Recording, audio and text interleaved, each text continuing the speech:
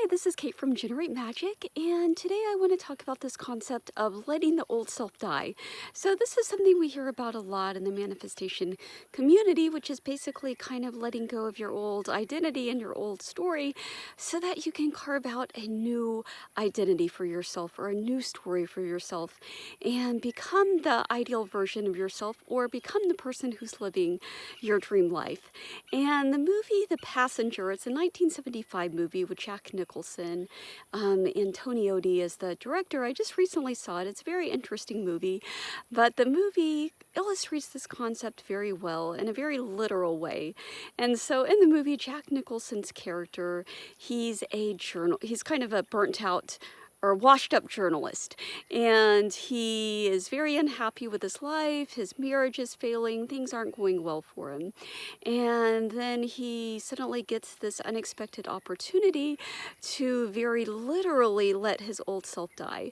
And so there's this man, he's doing a story that he's reporting on, a story in Africa, and this man that he's made friends with while he's reporting, who also happens to look a lot like him, unexpectedly dies of a heart attack.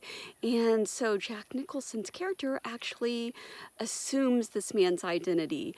And so he pretends to be this man, and at the same time he allows this rumor to spread that his identity has, in every sense of the word, has died, that he's died, and that the reporter essentially has died.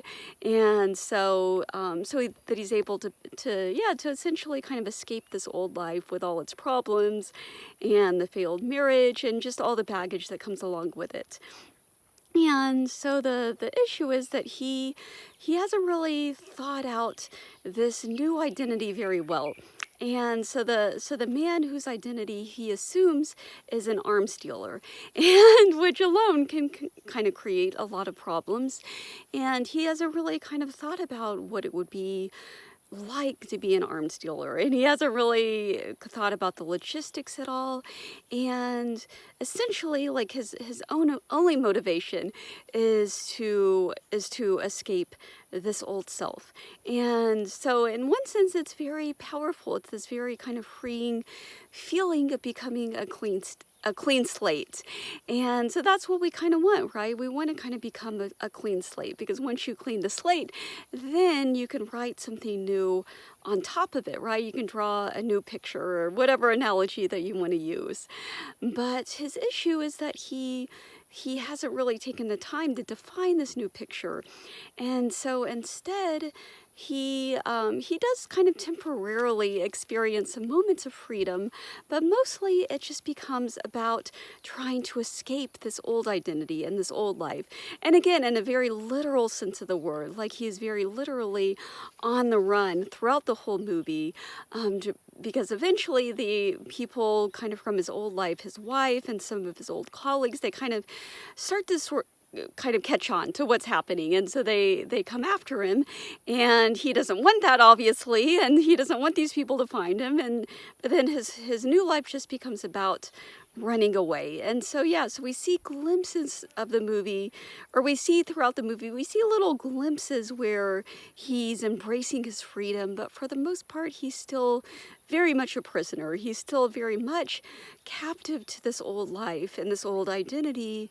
And in many ways, it's not, this new life is not a better alternative to the old life, because he's just on the run. And so it's definitely not a good way to be. And so I've talked about this in other videos, this kind of whole idea of, if you have, no matter how unpleasant a circumstance is, if it's something that's very familiar to you, like if it's a bad money situation, a bad relationship, or a health condition, and it's something that you've been experiencing for a very long time, it becomes very familiar to you, right? And again, even if it's very unpleasant, what's familiar is very comfortable. And so it can be very hard to leave this comfortable feeling, and it can be even harder to leave the familiar, what's familiar and comfortable, if we don't have a nice new outfit to step into. So it's like I said before, I think I used the analogy of like the ugly sweater, and it has all sorts of holes in it. It looks like crap. It's like, I don't know, my mom used to actually go through and throw away like socks and underwear because they would have holes in them, but I wouldn't throw them away myself. I would still keep wearing them because they would be comfortable. And so yeah, it's you want to hang on to this old identity because it's comfortable, and you don't have like a nice new outfit to change into.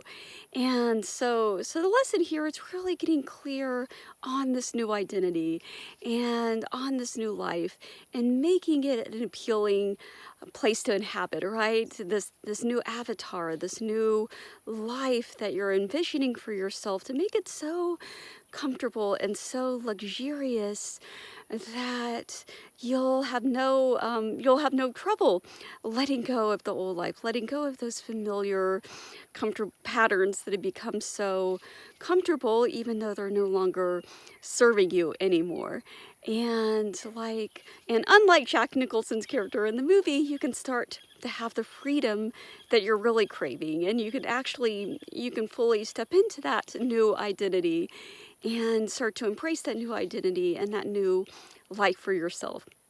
So with that, thank you so much for watching, and have a wonderful day.